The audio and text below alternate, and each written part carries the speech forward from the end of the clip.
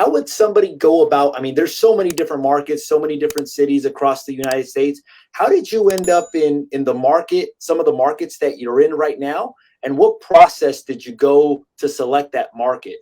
Man, that is the best question you could have asked me, Jose, because the answer is terrible. Okay, so Kansas City was a Monday night football game. I'm a big football fan. I love football, and I'm watching Patrick Mahomes play the Colts.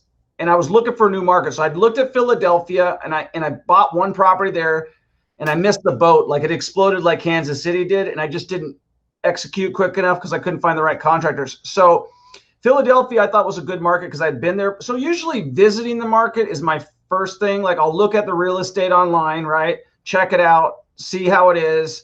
But that's how I found Kansas City. And then I went and verified, like, my assumption. I had heard about it in the background, like from a lot of people here in Vegas who invest in Kansas City. I'd seen them doing it. And so it was in my background noise. And then when I saw that game, everything clicked. And I said, this is my new market. And I told my wife, I said, I know I'm right about this. She's like, you're watching a game right now. What do you know what I mean? And I was, you know, so that was how I found Kansas City. And then I went and verified it on the street. And I was like, yeah, I'm 100% right. Like, I know I'm right.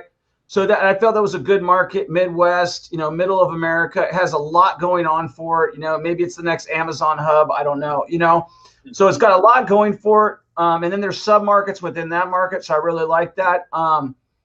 What I tell people is, if you can ideally find a place that you can drive to within, you know, even if it's an 8-hour drive, within 8 hours of your house, 5 hours of your house, I mean, some place that you can go visit if you need to, because, you know, the first time you're investing, you need to be a little bit hands-on, right? So I would say ideally, unless they have some sort of a relationship with a property manager that can do the stuff for them, like I do, I would just, the way I find markets is I try to invest in stuff that I actually like and believe in. And I thought that Patrick Mahomes, in my rationale, and I think it's actually think it's come true. I said, this guy's going to put a spotlight on this market. Yeah. Okay.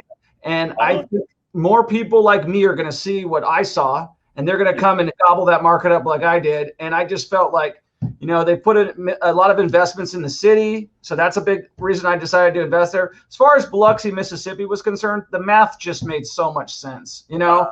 And I was just going there looking for something else. Actually, I was looking for land. I had like a childhood dream of owning like this big farm and stuff. I still own it, but but there's no farm. So, you know, I picked that market out. It worked out good. I built a relationship in Louisiana, so I invested in that market. So relationships will play a big part where you invest in. But I mean, there's so many markets. I would definitely tell people to look at the Midwest first if they're looking for affordable housing. I don't like the Northeast. There's too many taxes and laws and things that are not friendly for investors.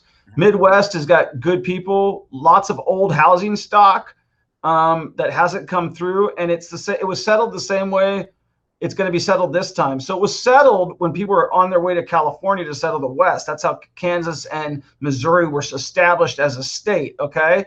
And so right now, as people are fleeing California because it's expensive, they don't like the regulatory body or whatever their reason is, they're going to find a tremendous amount of value in this city like I did. And they're going to be like, wow, I could buy a house. I could sell my house in California for $1 million, right?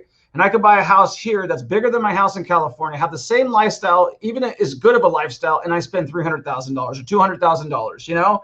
And so for me, that's the reason I looked at that. And I'm looking at this like as a guy to sell properties. If I work at Burger King and I can qualify for a house, that's a good market for me selling first-time home buyers, you know? And that's what Las Vegas looked like when I first started buying in it. So I feel like every market's going to accelerate because there's a lot of capital on the ground. And as they gobble up the big major markets, they start looking at the secondary markets. Yeah. I don't know if that answers your question, Jose, about how I select markets, but I usually am price conscious. So I'm specifically looking, like I'm looking at Little Rock and Baltimore right now because I know they're inexpensive and they're, you know, Little Rock would be a small market. Baltimore is going to be a big market, right? So. Awesome. So basically looking at what markets are lower price, but have pretty decent rents as well, too. And laws. Say it again. Laws and taxes. So Midwest, low taxes, good laws, and cheap insurance. Southeast, not cheap insurance. What I love about your strategy as well too is that once you buy this $20,000-$30,000 house, you invest 20,000 into it. This property is producing $800.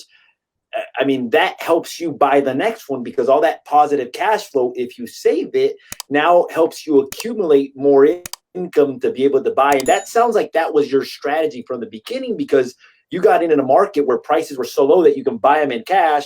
Now that produced positive cash flow produce.